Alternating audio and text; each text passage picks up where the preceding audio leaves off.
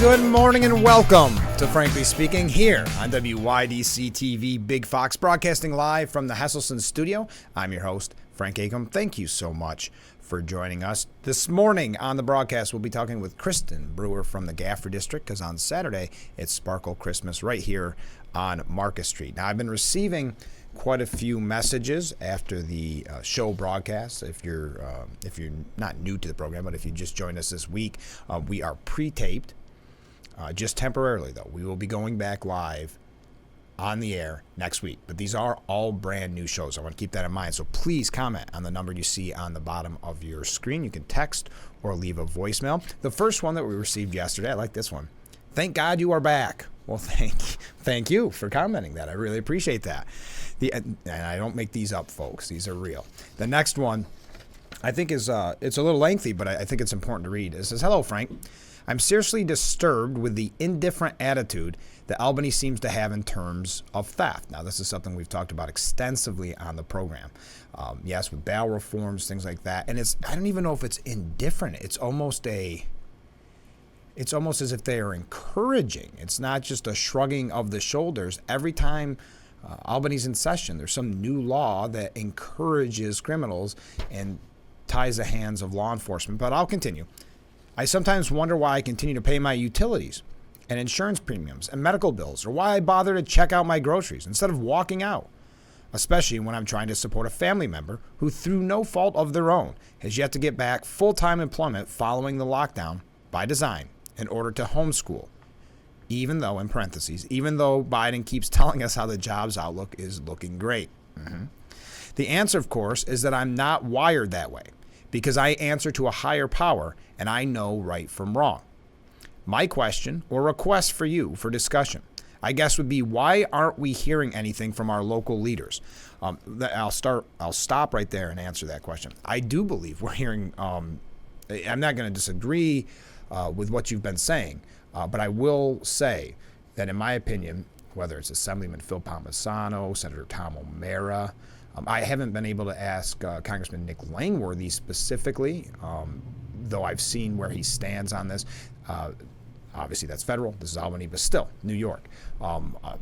List goes on. Both sheriffs, Schramm, Allard. Schramm, of course, out of Chemung, Allard out of Steuben. They have been very outspoken over this. I guess the biggest problem is, where do they get the coverage? Luckily, on this program, we have the opportunity to give them quite a bit of time to talk about it. I mean, I would say bail reform, well, you name it. We don't have to go through the whole list of these wrong-headed decisions from Albany that coddle criminals. I don't want to say Assemblyman Phil Palmisano and I bring that up every time we have an interview. Same with Senator O'Mara.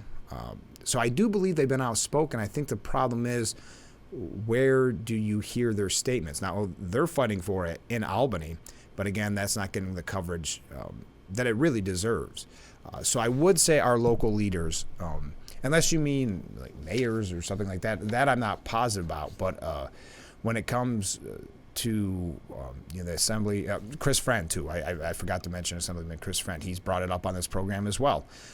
They are very obviously opposed to this, to the theft, opposed to the push by Albany to just, again, protect the criminal and encourage the criminal. I mean, I believe it was with Phil, but it might have been with Senator O'Mara, when we talked about and I know I mentioned a lot, but the article from the New York Post where young people, because of the new laws, are being recruited into gangs because they cannot get in trouble. And then you had a gang of young people in New York City robbing patrons at a bar. And when the owner said, "I'm going to call the cops," they said, "There's nothing you can do." That's another law. And then we had the recent, which erases your criminal background. The list goes on and on. And I will say that every time that there's a press release that's sent out by any of our local officials, I try to read it on the program, especially regarding this. So I do believe our local leaders have stood very strong against this, but this is what happens when Albany is a supermajority, all Democrats, controlled by all Democrats, and there's a push in Albany to virtue signal. Look, we're doing the most to, again, I don't know why you would want this, coddle criminals. And Governor Hochul will say, no, we're going to be tough on this, because she's scared. It's not, for political reasons, not because she actually cares about your public safety or about theft, because she saw how good Lee Zeldin did against her running on public safety. So she'll change minuscule amount of change for bail reform and then have a press conference, because she wants to dupe you into believing that this is a major issue for her. But it was no change, of course, really overall in the bail reform. But so I'm not obviously critical of what you're saying here. I would disagree that I do believe our local leaders are saying a lot about this. I just don't know if you have the opportunity, other than kind of a long form interview like this, to hear what they have to say based on the media landscape. Why can't something be done? Now, I would say that has a lot to do with who you vote for, if I'm being honest. I'm mad and I'm going to say heck, because kids could be watching, and we know this could be stopped, but they don't want it stopped. What can the average citizen do? That is and kind of I'm running long, there's some more there, and thank you. Yeah, you do get criticized. Just to kind of answer what you were saying later, people are scared to say anything, but they're saying a lot with their feet leaving the state because of real concerns for their family safety, their safety. We talked about it yesterday. Businesses saying theft is so bad that they're leaving the state, or not, obviously not going to come to the state. Time and time again, you see a story where business wants to move out because of the shoplifting scourge. So all very good points. All very good points. I don't know what the average citizen can do. Unfortunately, I think the average citizen has been just leaving and going to other states. And obviously businesses just aren't coming here, and because of it. And yeah, it's. I would say the biggest thing you can do, and I know this gets discouraging, but it's going to tie into what I'm going to bring up after break, is vote. And people say, well, I do vote, and it's not making any difference. I know it gets very discouraging, but that doesn't mean that you give up. We can't give up on this state or on this country. We've got to take a short break, because I did run very, very long this morning. So stay with us. We'll be right back with Frankly Speaking after this.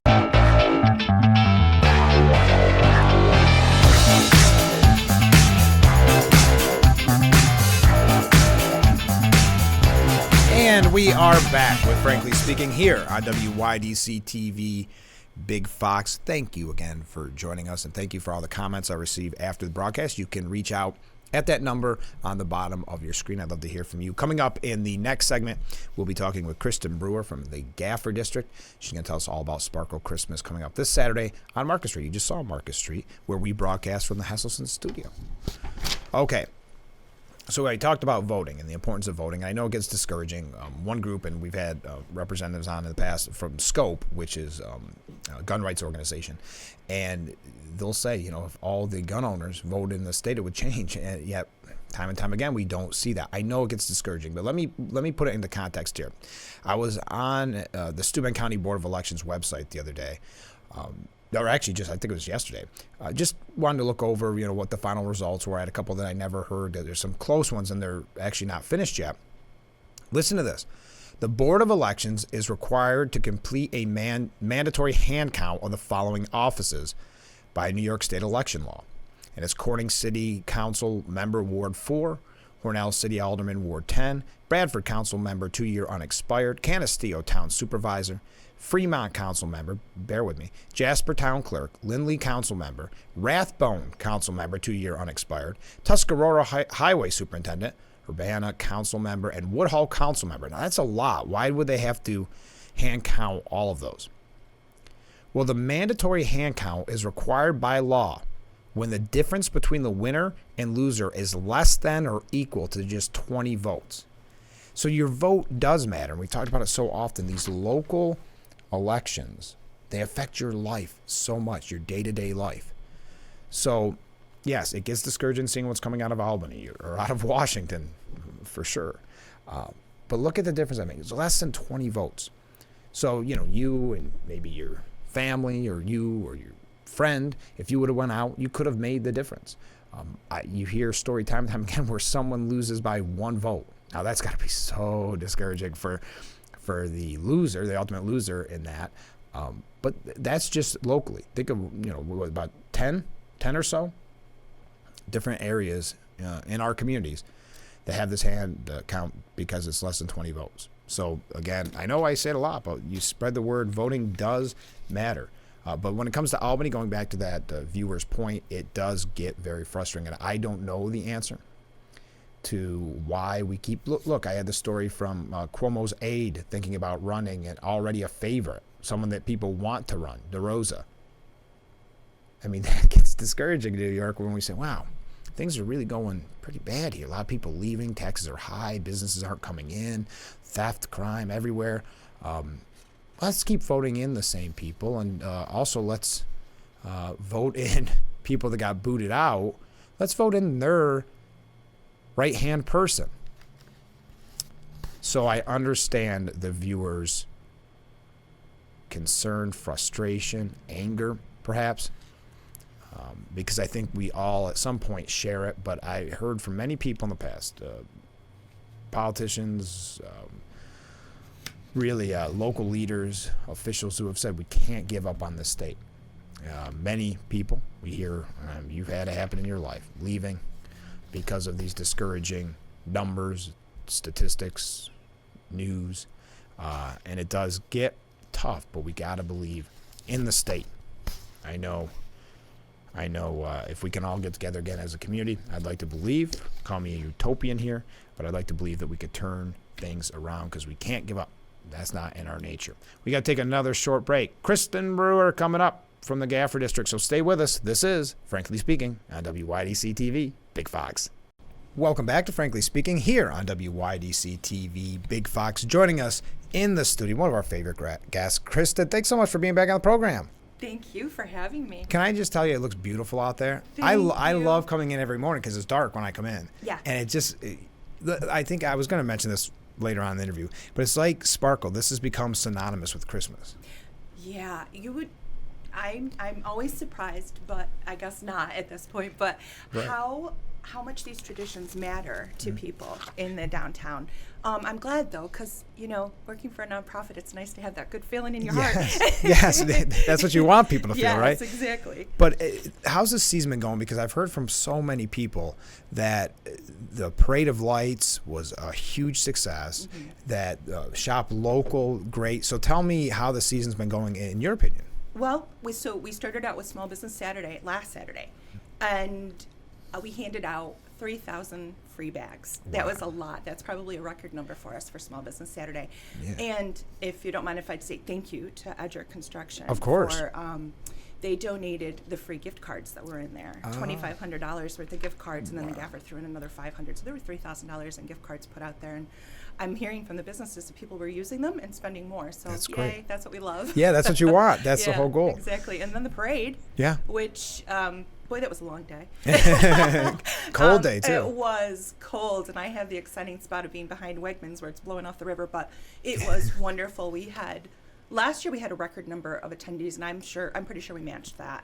And it's nice to hear the crowd say thank you as you're coming back on the street to get the street ready to be opened back up. So all good things, and the participants that were in the parade just loved it. Yeah. And we did something new this year. We had a People's Choice Award. We put QR codes out on the poles. Oh, that's a great idea. Funny enough, the Judge's Choice and the People's Choice was the Hope Church, and they really did have a beautiful float. That's wonderful. Mm-hmm. Now, as I said, Sparkle has become synonymous with Christmas. That's this Saturday. How's the planning going before I get into the nitty-gritty? Yeah, well, so this is the 49th Sparkle. Next year when we talk, it's going to be the 50th Sparkle. That's wild. Yeah, it's crazy. I can remember coming when I was young, and that was a long time ago. So and things are coming together great. Believe it or not, it's actually, it's a few days ahead, but they're out marking the street right now for all of the vendors that are going to be on the street. And we have the traditional Santa's going to be in his house talking to kiddos, and the horse and carriage rides are going to be up by Centennial Sculpture by the Radisson, because, with the streets closed, that's where they normally are during Sparkle.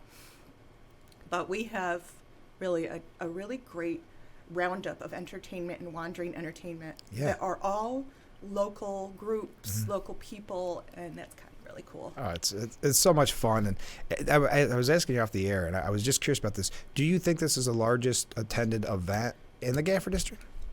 So I think it's neck and neck with Glass Fest, which is 3 days. Right. But the Saturday of Glass Fest and Sparkle, and actually Sparkle is only 4 hours, Right. compared to Glass Fest being all day. But it's fast and furious. We get a lot of people on the street, and it's just throngs, and that's what we love. Of course. What's new to Sparkle this year? Well, we do, like I said, we used to have a lot of, we call in people, like hire people to entertain in the square and stuff like that. And then, taking a look at Sparkle and what our focus is, it's a community event. Right. So we're bringing in community groups to do entertaining, which is kind of nice for the families coming down to see their kids and Of their relatives and stuff. And everything from 171 Cedar Arts is going to kick it off with some dancing. And then we have some holiday sing-alongs and chorus groups, and we're just really excited about that. There's almost too much to mention. Yeah, it is. One thing I thought was really cool that our events guy put in this year is kind of a fire and ice theme. He's having I'm trying to think of what to call it, like a fire breather. Oh. I don't think that's. Oh no, I'm sorry. She's not a breather. She's a spinner. Okay. She spins Even fire. more dangerous. I know. Okay. Well, in your mouth or on One your or the fingers, I'm other. not sure. But I thought that would be kind of a cool addition, especially when it's so dark. Yeah. To see that, so that'll be kind of fun. And it sounds like, I shouldn't say this, but it sounds like the weather's going to be nice. I hope so. Yeah. I hope I so. know. Someone said, well, it's supposed to be really warm. I don't think it's ever warm as Sparkle. No, but it would be nice. Warmer, maybe. Yeah. Not as cold. I So don't know. we get here at 11 o'clock in the morning and don't usually get home till midnight. So Oh. if it were 50 all day, I'd be happy. But it's beautiful to see the snowfall. I agree. I agree. Now, you mentioned one earlier, but we should bring up sponsors because this isn't possible without sponsors. No, it's not. And we were very, very fortunate this year. So First Heritage Federal Credit Union has been our title sponsor last year and this year. As I mentioned, Edger Enterprises, actually, I called them construction, but it's Edger Enterprises, and they do development and construction. And Jessica Edger Hillman and her family live on the street, and they were really happy to be the sponsor of those gift cards to give back in a community where she lives and does business. That was so cool. And then we have Golden Age Cheese, Oh, of course. which is coming to Sparkle tomorrow, and they're going to have a Say Cheese selfie stand, which is so cool. Yeah. They're going to have a big cow, a Christmas cow, and you can get your picture taken and What a sample great some idea. cheese. I know, I love it. And then, gosh, I'm so sorry. I'm probably going to forget somebody, but I know that we have other business sponsors. And I'm sure that's up on the website. It is. Thank you. Yeah. There's just, I'm trying to think of all the events. I think it's a lot. I know There's there much. really is so much Yeah. going on. There is. Oh, and Yellows. Yeah, oh, that's yes, that's another right, of important course. one. Anne Marie and her group sponsored the Centerway Square, that beautiful antique sleigh that's out there for families to get in and take pictures. In Oh, front of. yeah. They did that? And all the extra lights, Oh, because the Hallmark cam's out there. So Yeah. we wanted to make it extra special. Of course. Now this has got to be great for local business, and we were talking off there, and people might have saw the sign on the floor this morning because I knew you were going to be here. I pledge to shop local signs. I love seeing those around because this is so much about community. I feel like we talk about this every time on the show, but there's so much about community. It is so important to shop local. It is. It is. It means the world to these small businesses. Your friends and neighbors.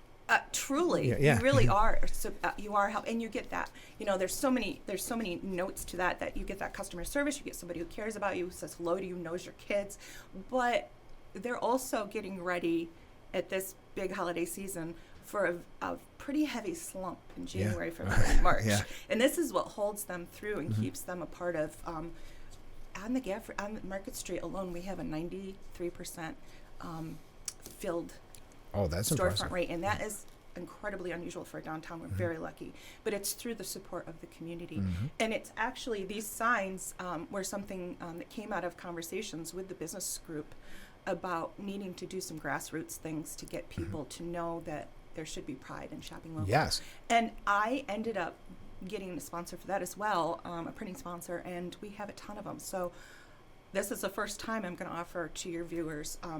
The Chamber of Commerce at 11 West Market Street does have the signs and the stakes. If you are interested in putting a I Pledge to Shop Local sign in your front yard, I will let the ladies there know that people can walk in and get them. Yeah. There's, one per family, but people are showing them. They're pretty cool too. Yeah, I think they're really nice. Yeah. I think they'll look better in your front yard than a political sign like we've seen for the last few months. No, I'm thinking about sneaking around and putting them in places for political signs. Like they normally put them, the hot spots as they're called. Yeah. Yes. So for people who have never attended, which is kind of hard to believe, there's too many people watching this that haven't attended. What should they know? So expect to come to a place that is 5 blocks filled with free entertainment, whether it's, like I'd mentioned, the selfie stands, music, dancing, fire spinning, items for sale. Other charities within the region come and use it as an opportunity to either sell items or create awareness. Our local businesses, obviously, a lot of them come out on the street. Some of them stay inside, depending. They're going to be out there. They're going to have they have usually promotions or demos or just special items and stuff. I mean, it's like there's something special at every turn. And I heard that this year you guys are again going to be out on the street recording greetings. I'm glad you mentioned that. I think it's a great idea because people, and if you're not familiar with it, you can stop by Big Fox. I'm going to be here. Everybody's going to be here. And you can record if you feel comfortable. We're not putting anybody on the spot, but you can record a Christmas greeting for your family, maybe someone that's away. And then we give you a little, what do they call, QR code. Yeah. And then you can go onto our Facebook and then you can see them later after, of course, they're produced. And then you can share them. So I think that's a neat idea. Yeah, I love it. I love when people come out with new ideas and add something because it is kind of fun to go to Sparkle and take a turn and see something really cool. Completely new that you've never seen. Exactly. And this year, too, we've done this in the past, but it's always dependent on weather. But we do have the snowboarders demonstration in front of Volo. Yeah. And also this year, which is something new, is down, we call it Block 5. So down towards Wegmans, the Butcher's Son, Bottles and Corks end. Yeah. There's a free trackless train ride. Down there for kids. Yeah. So that's something different, and it's big enough that it's taking the majority of the block. Of course, yeah. That'll be a fun thing too. All right, so you can find out more at GafferDistrict.com. Before we go, the most difficult question, putting you on the spot, your favorite part of Sparkle, probably when it's over. When I'm home and warm in bed. Yeah. No, actually, I can tell you, my favorite part is to see the ballerinas. Depending on where they're placed, they do a Nutcracker suite in one of the storefronts, and there's usually beautiful lighting, and it looks like snow's falling and stuff like that. To me, that has happened. That's the special thing. I have worked for the Gaffer District for 18 years, and that's happened every year, and that's my tradition. That's that I look your for. Christmas. That's what makes you feel like it's time to start Christmas shopping, probably. Well, you've been Christmas shopping with the signs. Well, thanks so much for being on the show. Best of luck on Saturday. Thank you so much. All right, we'll be right back with Frankly Speaking here on Big Fox. Stay with us.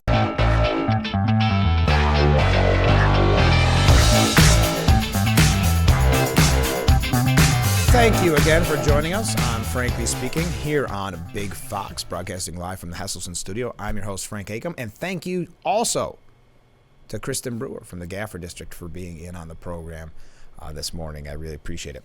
Changing topics a little bit, just quickly, a lot of things are going to tie together in this program, but there's an article from the Daily Mail out of the United Kingdom, and it says, How the College Degree Lost Its Value. Now, you may be saying to yourself, wait a minute, haven't we been seeing a lot of stories about colleges? I wonder what people are learning. But nearly half of U.S. companies plan to axe bachelor degree requirements. Leading the way was, I think it says here, Walmart, IBM, Bank of America, Google, etc.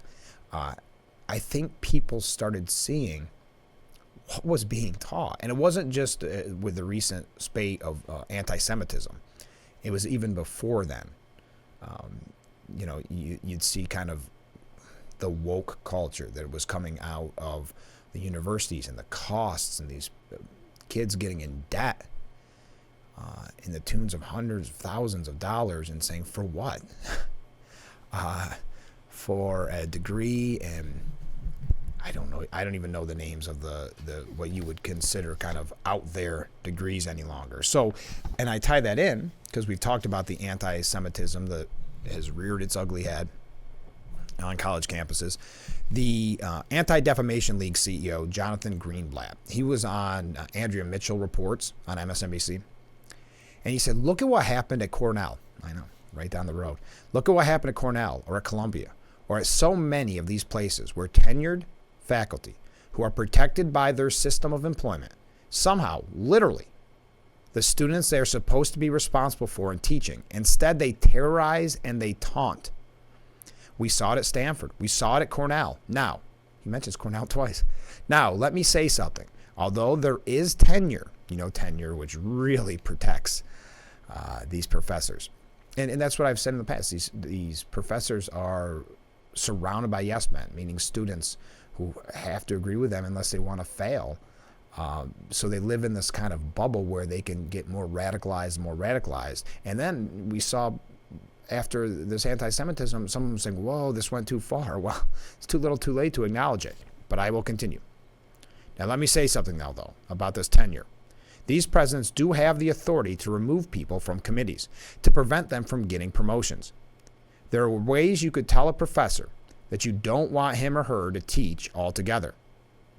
I do think that these presidents have kind of hid behind the tenure system, but they are the ones who are responsible and need to be accountable to their children, to their students, and to the parents like me who send our kids to these places.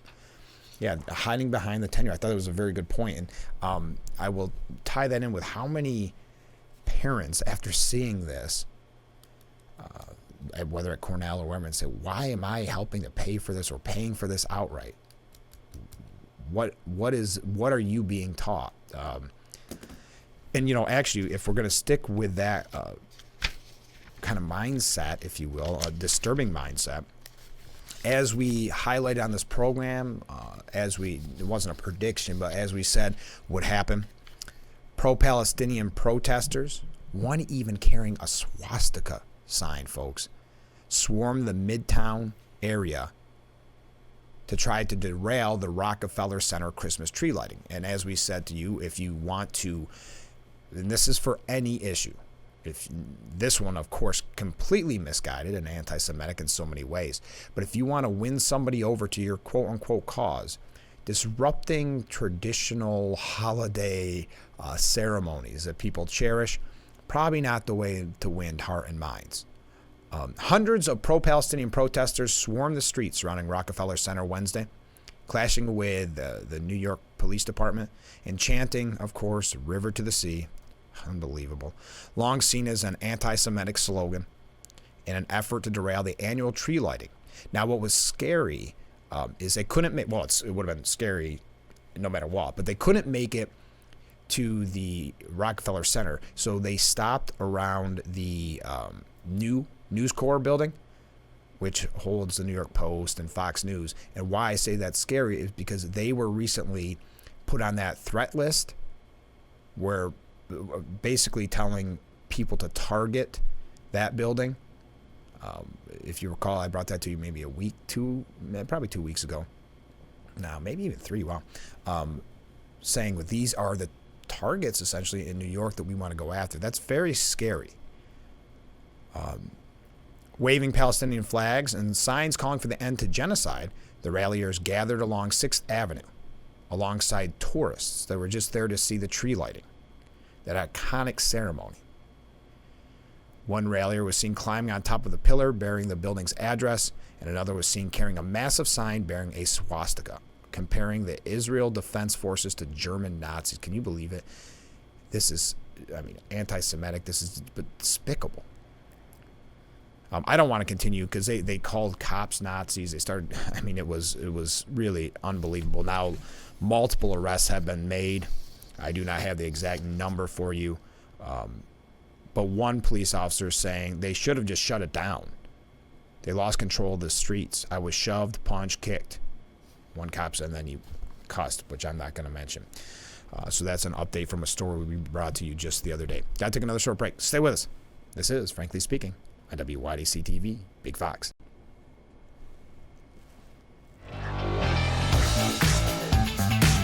And we are back with Frankly Speaking. I'm your host, Frank Acom, broadcasting live from the Hesselson studio.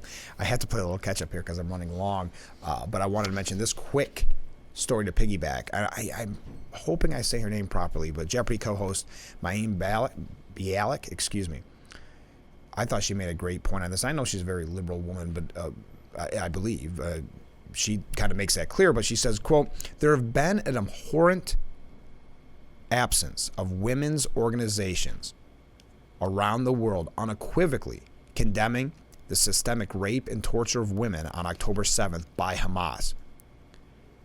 Where are the, I'm skipping ahead here because it gets a little graphic, but where are the believe them voices? Remember that? That was a slogan, if you will, or a protest line. Believe them.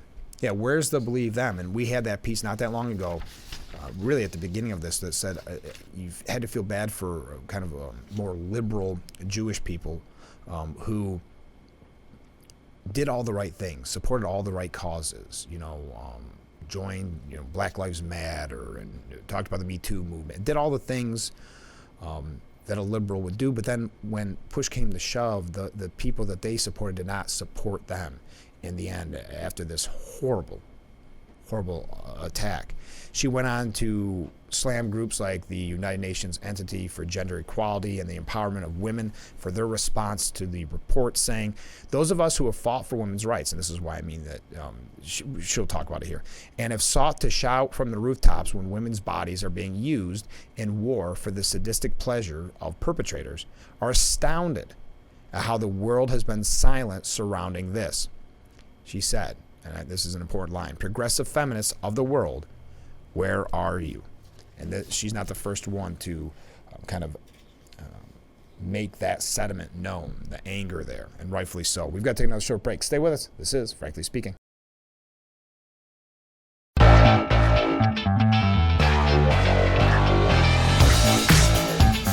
Welcome back to Frankly Speaking here on WYDC TV Big Fox. We have a few things here I hope to get to on President Biden in just a moment. But before that, there's speculation coming from Axios that Kevin McCarthy may be exiting Congress. And you can see the awkwardness there of going from speaker to a rank and file member. But the potential exit of McCarthy, who privately told donors he is looking to get the we'll say heck out, according to a source familiar with the conversation, could leave the House GOP with an even narrower majority. Quote, I have another week or so to decide, because if I decide to run again, I have to know in my heart I'm giving it 110%. I have to know that I want to do that. I also have to know if I'm going to walk away, that I'm going to be fine with walking away. And so I'm really taking this time now to get, kind of ruminate over it. I don't know if that's the right word. Speculation on McCarthy's potential departure escalated ahead of the Thanksgiving recess, with multiple GOP sources noting he posted a photo on Instagram in which his district office appeared to be in the process of being packed. Now, what one of the major concerns about this is that because of California, Governor Newsom could hold McCarthy's seat open if he decides to resign in the new year, meaning, well, number one, that area would be without representation, but also it would slim that majority even more so. But like many people are citing the awkwardness and that, the 8 or so members who ousted him. It's got to be a little frustrating. Now, in not letting it go to this day, Representative Matt Gaetz saying, I suspect the former speaker will return to spend more time with the people he's always represented on Wall Street and K Street. I don't imagine he'll be walking the streets of Bakersfield. A lot of people said he was a great fundraiser, and they're still frustrated with how that obviously went down. A lot of cussing this morning, but one person saying, why the heck would he stay? Yeah, I think that's a fair enough point. Even though they seem to still go to him with so many questions. And well, anyway, let's take another short break. We will be right back with Frankly Speaking here on WYDC TV. Big Fox, stay with us. And we are back with Frankly Speaking here on WYDC TV Big Fox. I'm your host, Frank Agam, and we are broadcasting live from the Hesselson studio here on Market Street in Corning. So just the other day, and this is something we've talked about so often on the program, which is the electrical vehicle mandates and what it means nationwide, but also the mandates that we are seeing imposed here on Albany, which seems to be a common thread recently about Albany and some poor decision making. The executives with car dealerships from Massachusetts to Alabama to Wyoming, they sent a letter to the President Biden this week, urging the administration to drop the EV mandate and the green energy requirements on the auto industry. In part, and I'm not going to read the whole thing, But it says, we are asking you to slow down your proposed regulations mandating battery electric vehicle production and distribution. Your administration has proposed regulations that would essentially mandate a dramatic shift to battery electric vehicles, increasing year after year until 2032, when 2 out of every 3 vehicles sold in America would have to be battery electric. Imagine that. The reality, however, is that electric vehicle demand today is not keeping up with the large influx of BEVs arriving at our dealership, prompted by the current regulations. BEVs are stacking up on our lots, basically saying enthusiasm, not basically, they are saying enthusiasm has stalled. With each passing day, it becomes more apparent that this attempted electric vehicle mandate is unrealistic based on current and forecasted customer demand. That's not to mention, we talked about it, like they said, it's things outside of their control as well. You think about the things like grids and sourcing material.